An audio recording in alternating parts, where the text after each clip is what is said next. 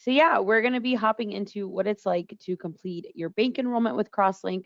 So if you're a current customer of ours, you are welcome to have the portal open on another screen or an iPad so you can follow along. Or you're welcome to come back and watch this recording at a later time and follow along on your own time. So if there's someone that's missing today that wasn't able to make it, you're more than welcome to share the link once it gets posted to YouTube here in the next few weeks. So starting off, we're going to go ahead and begin by covering what we're going to be going over today. We're actually going to be starting from the beginning. So, what exactly it means by bank enrollment. If you're new here, don't worry. Bank enrollment, bank applications, there's a lot of things to do. And we're going to make sure that we cover everything with you today.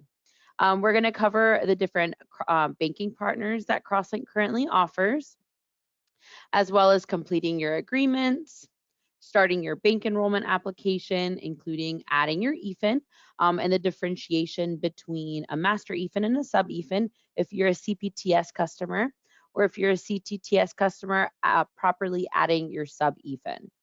If you don't know if you're a CPTS or a CTTS customer, you're welcome to always reach out to your sales representative and they're happy to go over that information with you.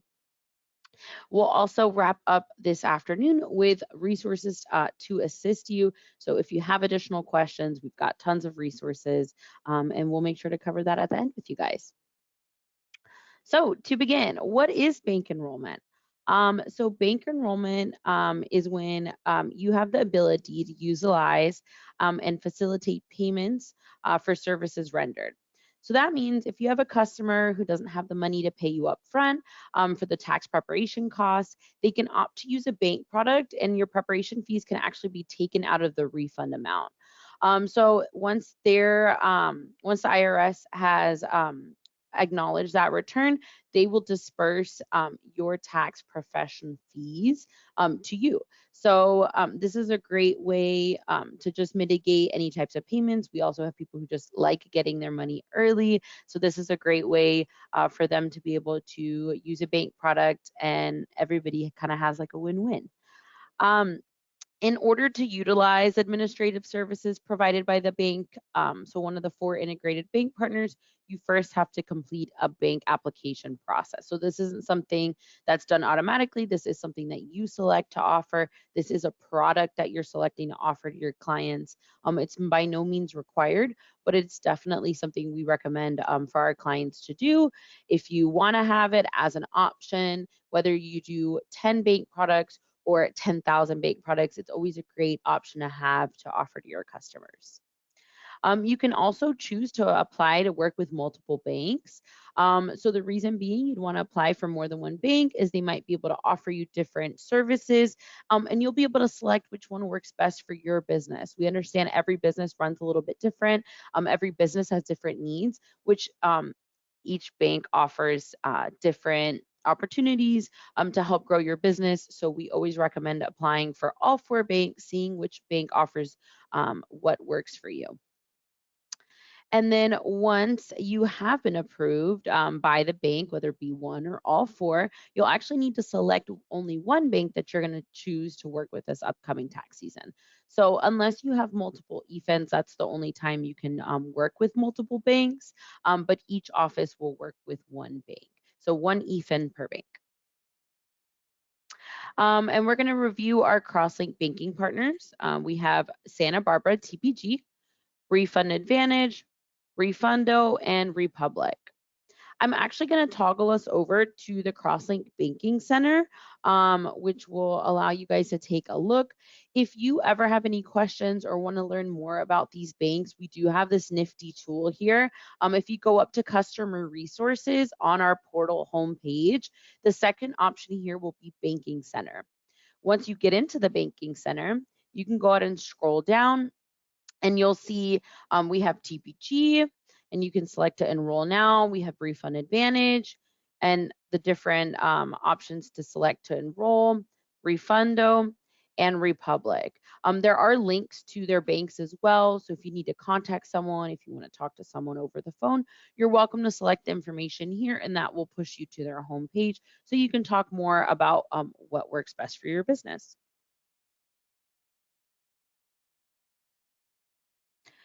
All right, so let's hop into completing your agreements. This is something that everyone has to do. So, regardless of whether or not you're going to be offering bank products, you do still need to complete your agreements.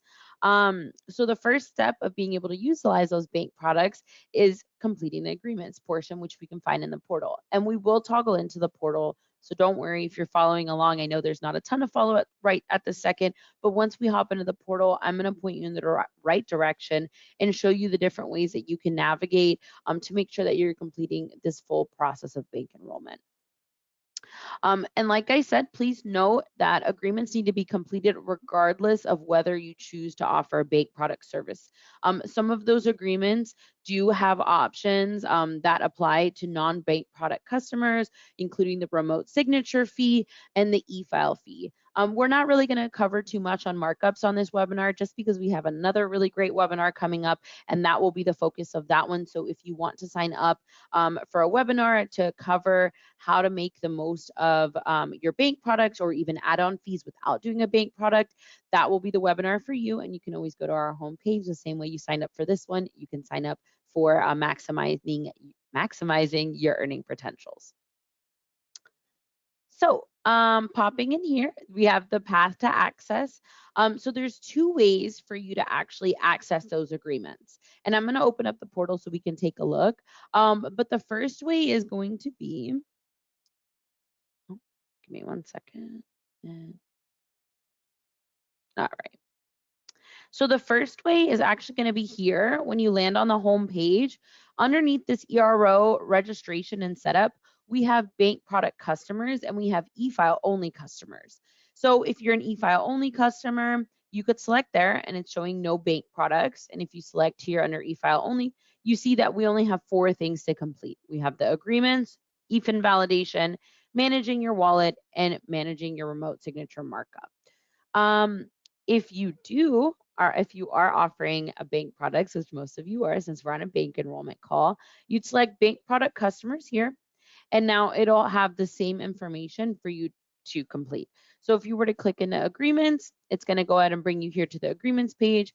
If the area here is marked with a red little circle, that's letting us know that we have not completed those agreements. Okay, I am going to show you the second way. If you've ever sat through your onboarding with a trainer, whether it be me or one of the other trainers, we typically go here to the your account and we'll select agreements this way. Either one will get you to the same place. It's truly whatever you prefer. Once you're ready to select the agreements, you would just click on the first one and you would go through each agreement. The agreements here cover the different markups that you have as an option. If you are a non-bank product customer, the main ones that are going to be a focus to you would be the e-file, technology fee, and remote signature fee, as well as the ancillary products. But like we mentioned, everybody does have to go through and fill these out. If you are completing bank products and you're planning to enroll, we have the bank products enrollment agreement, which just lets you know that you can partner with one of our 4 banks. And then if you end up enrolling with TPG, there is a specific agreement that you do need to fill out. So just be mindful of that. If you're enrolling with that one with TPG, you do have to fill out an additional form. But if you're enrolling in Refund Advantage, Republic, or Refundo, you do not need to fill this one out. You can just do these top agreements as well as the bank product enrollment. To pop back into our webinar. Give me one, so sorry. To pop right back in here, we have our completing agreements continued. And here, this is going to be starting your bank enrollment application. So the path to access for that. There's 2 ways for you to access it. We did kind of already see one way, which was going to be through that ERO setup. There is an option for bank enrollment. Or you can actually select office management from the pull down menu, which is typically what most of the trainers do. So we're going to go ahead and select that. And then we're going to start to cover what it's like to do a bank application. So let's cover that real quickly so you guys know what to expect.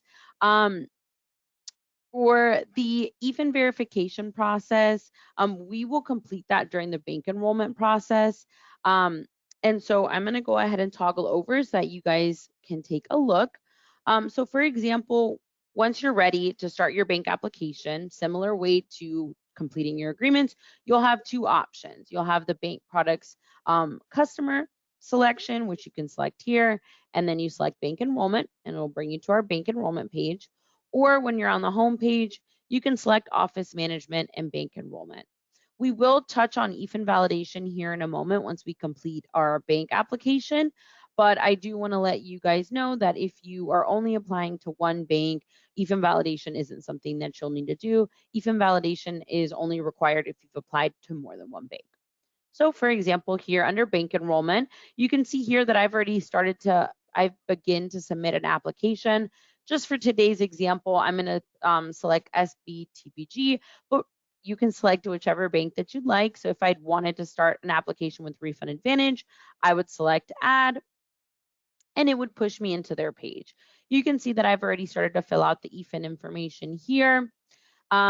So for example, if you have not completed one of your agreements, you will see them pop up here at the top showing you that you have not completed these agreements. You will not be able to submit your bank application until that's been remedied. So it's just something to keep in mind. If you are a CPTS customer and this is your first EFIN, so say you're a single office, you just started off this year, your first EFIN will always be your master EFIN because it's your main EFIN. If you have begun to grow, say this year you're expanding, you have a second or a third office, your second and third offices will always be sub-EFINs. Like I mentioned, the first EFIN is always your master, and anything outside of that first EFIN will be a sub-EFIN. If you have any questions, you're always welcome to reach out to us, but that is just a simple guide. If you are a CTTS customer, you guys will never have, or not never, but most likely you will not have a master EFIN, and that is just because of the structure of your software setup. If you're a CTTS customer, most of your applications will be sub-EFIN. Again, if you're confused, feel free to reach out to us and we're happy to clarify, but typically you will be a sub-EFIN, okay, unless said otherwise. Once you submit your application, you will start filling out all this information here the same way it's listed on the IRS website. It is not currently fully required by the IRS to have it 100% validated, but once we do introduce validation, this information needs to reflect what's listed on the IRS website, or it could possibly reject it. That is not something that we're required to do quite yet this year, but will be something coming in the future. So we always recommend fill out that information the same way you have it listed. If you ever have questions about what's listed on the IRS website, you can go on there and open up your e-file summary page. Your e-file summary page will cover most of your business information that you filled out when you first did your EFIN application. The only boxes that potentially you will not fill out would be your IRS tracking number. If you don't have one, don't worry about it. It's okay. Obviously, many of us don't have faxes anymore, so that's okay. You can leave that area blank. And if you are I believe if you're a sole proprietor, you do not need to fill out your EIN. It will let you know if one of these corporation types does require an EIN, and it will flag it for you. Once you've completed filling out this information, I do recommend copying the Safe Business contacts, and I would only do this once. Reason being is this information here, which is the bulk of your information, you will be allowed to copy throughout your bank application. So when you click Save, it's going to go ahead and save it to our database. I've already filled out my bank account information here. This will be where we deposit the funds for your preparer fees. So like we mentioned previously, say you're charging $100 for your preparation fee, that money will be deposited in your account once the IRS has acknowledged the return and it's cleared. So this is important because this is how you guys as the tax professionals get paid out. When you click save to the next page, and like I mentioned, most of the banks, it's all a similar process. Some require more information than others, but it is very self-explanatory, and some will be asking you questions about your business and others will not. So feel free to go through each application and then just take your time filling out the information as they do slightly vary. For example, here, I want to show you guys the use business contact. We saved it on the first page. If we select use business contact, it already has our information saved. So we can click select, and it's going to go ahead and fill it out. It didn't fill out a ton of information because obviously we didn't save how many years we were in business or our current address or any of that information. but it will fill out a majority. So for example, here for the primary contact info, this is a great tool. You click select and it's filled out most of it. We still just have to fill out one more. So we select and type in owner, and then we can save. I do not recommend copying the save business contacts each time you go through, or else that business contact list will be very long. Like I mentioned, the main focus will be that EFIN one because that saves a majority of your information that you'll want to use throughout the application. As you go through by through, it'll ask you different information, for example, an address, your owner information, prior year status. This one's important. If you're a first year EFIN or if you have a first time EFIN that you're using, say you've been in business for a while and you're opening up a second office and it's a new EFIN, you would select here and you would select none as your first year because you don't have any, this EFIN's, it's first year. It doesn't have any relationship to another bank. You could put in projected bank products. The bank will take a look at that, but just make sure that if it's a first year EFIN, one that has not worked with the bank before, we're selecting none, okay? Fee information. This is going to be a very important part of the bank application process. Like I mentioned, this is not something that I'm going to be reviewing on today's webinar. If you want to go over how to add fees, and if you have specific questions regarding that, please join us for Maximizing Your Earning Potentials webinar, which will be coming here in the next few weeks. You will continue once you've filled out all this information, save, and it'll push you through each one. And then at the end, it will show you submit your bank application. I am going to select the bank application I was working on earlier just so that we can see it because it is mostly filled out already. I need to go ahead and select the prior year status that we were chatting about earlier. It has me at 0 now. I'm going to zero out my fee information just for today's webinar since it's an example. Please do make sure you pay attention to the questions on the bottom. It will not let you pass them without them. Some companies will be asking if you'd like specific types of cards.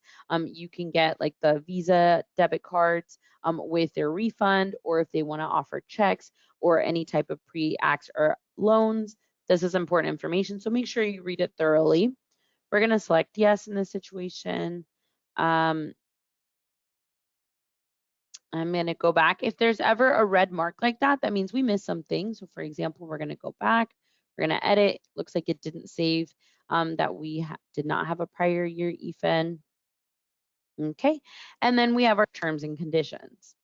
So you can just mark through. This is letting us know that we're going to be enrolling in bank products and that I am the owner of this EFIN. Because my account is a test account, I'm not having it pop up with submit bank application, but it will pop up here on the side. Once you click submit bank application, it will give you a message at the top letting you know that once you submit your first return, you will not be able to update any fees. So make sure if there's any add-on fees that you want to make changes to, you will do that before the season starts and before you submit your first return. You can always update your prepare fees. That has nothing to do with it. We're just specifically talking about the bank application portion. Okay. Yep. So coming back to the bank enrollment, you have all of your information here. Mine is showing invalid because obviously it's a dummy EFIN. But if you need to go in to add another EFIN, you always go and click add EFIN and it will take you to the beginning of the bank application process. Coming back to our slides, let's take a look here. We're going to go ahead and skip through really quickly.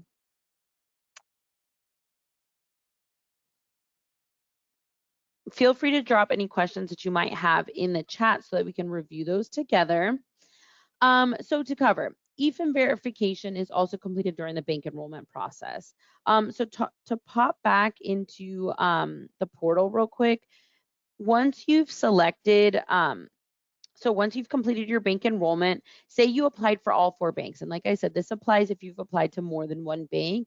You would come under here and I'm going to switch the tax year just because we haven't quite released it for this year because most of us are just now getting started on our bank applications. You see this option of bank selection underneath bank enrollment. This would be where we come to select which bank we want to work with. I don't have any bank applications in this prior year just because it is a test account, but just know you would come here under bank selection and then you would select the bank that you want to work with. Okay. Perfect. All right. So once a bank application has been completed, the bank determines approval.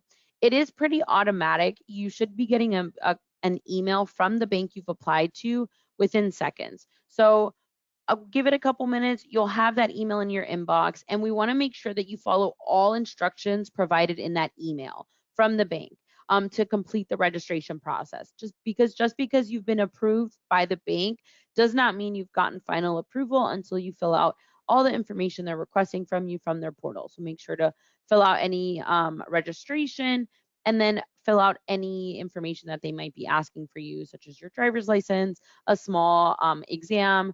um, there's different things each bank requires. Just make sure you go in and fill it out. And if there's any information that they're wanting to provide you of the products and services that they're going to let you offer this year, you would also find that there. So we already kind of talked about what it's like if you're applying for multiple banks and finalizing that bank selection process. So that would be something that you do here within the next month or so. Once you've completed your bank application, if you've done more than one, make sure you do your bank selection. If you only apply to one bank, you don't have to worry about that. All right, so let's take a look at some of these resources, right? So one of your main resources is going to be your account manager or your account executive. These are some of your amazing CrossLink staff that are part of our sales team. So if you need to connect with them, they are always happy to help you through that bank application process, answer any questions you might have, and cover some information regarding what each bank offers.